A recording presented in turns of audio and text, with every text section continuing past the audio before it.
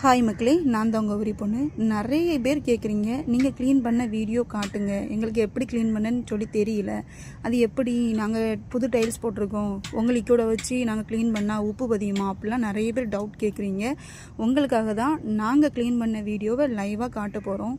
இப்போ இந்த டாய்லெட்லாம் பாருங்கள் எப்படி உப்பு கரை பிடிச்சி போயிருக்குன்னு சொல்லி நாங்கள் க்ளீன் பண்ணுறதையும் நீங்கள் பாருங்கள். நம்ம லிக்விடை ஊற்றிட்டு பெயிண்ட் அடிக்கிற ப்ரெஸ்ஸை வச்சு இப்படி தான் எதிரெல்லாம் உப்பு கரைகள் இருக்குதோ அதில் நம்ம தேய்க்கணும். தேய்ச்சி விட்டுட்டு ஒரு 2 நிமிஷமோ 3 நிமிஷமோ கழிச்சு அதுக்கு பிறகு ஒரு பாத்திரம் கழுவுற கம்பி எடுத்து நல்லா அந்த உப்பு கரை மஞ்சள் கரையிலன்னா நல்லா தேய்க்கணும். தேய்ச்சி விட்டுட்டு நல்லா தேய்க்கணும். தேய்ச்சி விட்டுட்டு அதுக்கப்புறம் ஒவ்வொரு கட்டமான டைல்ஸையும் நல்லா தேய்ச்சி ஒரு ஸ்பாஞ்சை வச்சு தொடச்சி பாருங்கள் அதில் எவ்வளோ உப்பு கரைகள் இருந்தது.